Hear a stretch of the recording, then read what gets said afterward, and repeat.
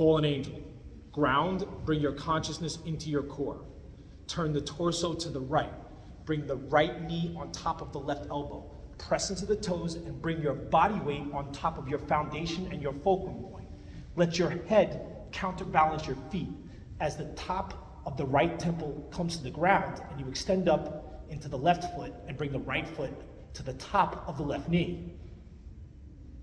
Then, head counterweights the feet as you come down.